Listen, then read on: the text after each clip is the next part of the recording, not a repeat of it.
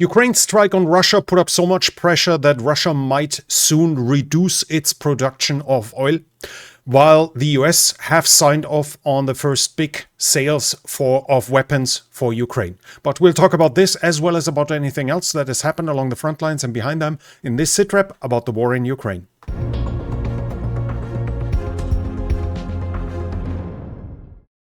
Russian strikes have hit a university in Kharkiv. This was filmed from various angles by bystanders. Unfortunately, YouTube is not too happy of me showing these pictures.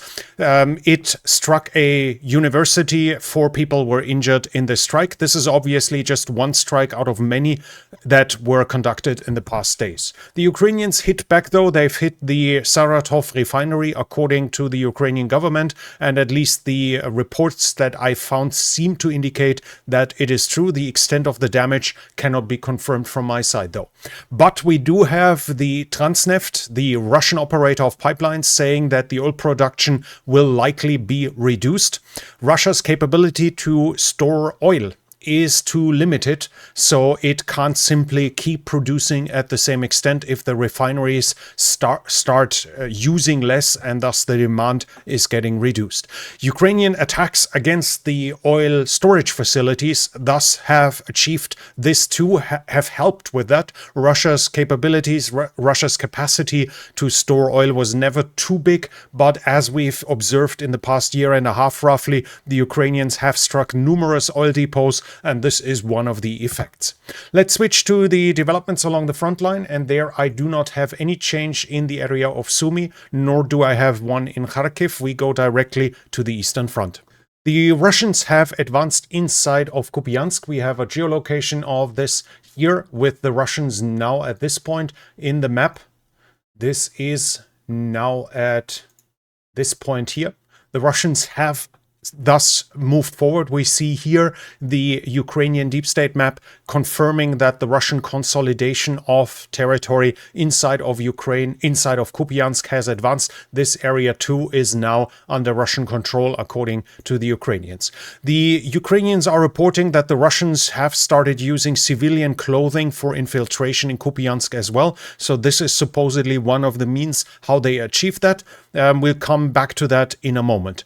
The Russians have also advanced to the east of it. We have them advancing northwest of Stepova Novoselivka. This is here. We have the geolocation of the Russians having reached this point on the map. It is at this point here. So the Russians keep up some pressure inside of the bridgehead on the eastern side of the Oskil. The Russians have also advanced in Yampil. This is down here. According to the Ukrainians, we have the geolocation here of the Russians in the eastern part of Yampil. This here. And we have a picture that confirms this, and this picture is indeed showing something that looks to me like civilian clothing. I have not seen Russian uniforms being used in Ukraine that have blue coloring, and this is supposedly showing a rifle being pointed. Now, this needs to be said, the image quality is not good enough for me to finally confirm this in total, and the rules of war allow for hiding one's own identity, but they only allow until the time of engagement. So if somebody is operating deep behind the enemy lines, he can wear civilian clothes, he can wear uniform of even the other side, but what he cannot do is engage the opponent in said wrong uniform or in civilian clothes. So historically, usually soldiers would wear their actual uniform over the under the enemy's uniform to then strip it off before they engage, to thus avoid being called a war criminal and usually being summarily,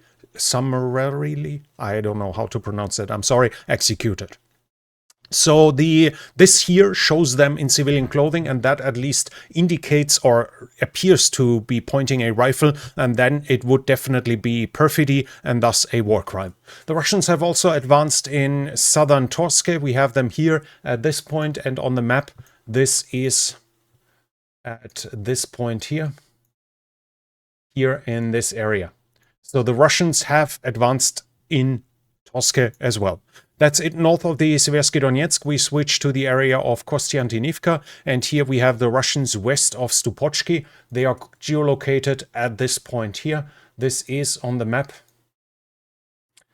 at this point here, so the area should be increased in its coloring when it comes to the gray zone. We had the Russians in Stupochki geolocated several times, though that's weeks ago, if not months ago. In the meantime, the Ukrainians might very well possibly have taken the area back, but it shows that the Russians are operating further west than previously. The Russians have also advanced inside of Kostiantynivka. They have entered the Dacha areas recently, and now we have them further to the west. Recently, they were still in the eastern part. That's roughly here. Now they are roughly here, so having advanced probably 500 meters further to the west. That's it from Kostiantynivka. We have the Russians also advancing in the area of Pokrovsk. We have them here east of Volodymyrivka. We have that geolocated here. At this point, this is here. Here, as you can see at that arc at this point here, the Russians are visually confirmed to have operated again. The Ukrainians claim that they liberated the town of Pankivka. This is Azov here saying that they liberated it. As we can see, the pro-Ukrainian deep state map is coloring it as liberated, but we do have the Russian side confirming that the Ukrainians advanced there. As we can see, the Russian mill blogger here is saying that it's still a gray zone, but he confirms that the Ukrainians have won that battle, and thus at least we have that confirmation from the Russian side. Whether or not Pankivka has consolidated Ukrainian control is unclear yet. The Ukrainians are also saying that the Russians have concentrated 100 to 110,000 men in the Pokrovsk-Mirnograd direction that are operating there and conducting attacks. Additional forces are in reserve behind that. In the direction of Meshova, we have the Russians west of Horyhove. Here is Horyhove, and we have the Russians at this point here. We see further west inside of Dnipro Oblast. This is roughly at this point here, more or less. No, it was here. Here at this point, the Russians have advanced and thus advanced further into Dnipro at another point. In the Pokrovsk region, the Ukrainians have also been pushed back. The Russians are geolocated in the town of Novoivanivka, which we have here at this point in the southern part, and they are also geolocated further south of it as well. This is the Russians having been confirmed here and here at this point. The deep state map has thus also given roughly this area to the Russians, which seems logical according to the current advances along the front lines. And that's it with geolocated changes along the front lines. We have more information's coming from other directions. Here we have Ukrainians claiming that the Russians are often advancing to quickly raise the flag and then run away. According to the Ukrainians, this is something we already talked about several times in the past. This would make sense from the Russian side to basically get the propaganda effect that they've taken something else and to please superiors that they managed to achieve an advance in this direction. But also, obviously, it would be helpful for the Ukrainians to claim that, even if the Russians have actually taken a position by claiming, no, this is, they might show the flag, but this is not real consolidated control. They actually just ran away right afterwards. This would indicate that they have been pushed back less than they actually have been. So the situation has to be taken with some grain of salt. The Ukrainians also flew an Antonov 70 into Poland. It was still in Ukraine. This is actually a prototype that first flew after the end of the Cold War. So in independent Ukraine, only 2 of them were ever finished, what I found, and it was made flight worthy and flown to Poland. From what I saw, it has a carry capacity of 46 tons, and thus is going to aid the Ukrainians with tactical and possibly strategic transport. We have reports about sabotage and psyops, etc., other things. We have French media here claiming that pigs' heads that were dropped in front of mosques in France were actually an operation done by the Russians to basically sow dissent inside of France and thus weaken the French response to the Russian invasion in Ukraine by creating dissent inside of France. Then the GUR, the Ukrainian military intelligence, is saying that once again they blew up something in barracks of the Russian armed forces. This time the 155th Naval Infantry in Primorski Krai. It's unclear how successful that attack has been. From the Ukrainian side, we also have news about troop generation and innovation. The Ukrainians are saying that the Viri 10 drone now has better AI terminal guidance, which makes it 2 to 4 times as effective. Now, generally, electronic warfare on vehicles is acting like a dome at a certain distance, depending on the strength of the electronic warfare system, which means that in the last meters, there can be 100 or 200 meters, but usually in the last meters, the operator of the FPV drone loses control and loses the connection.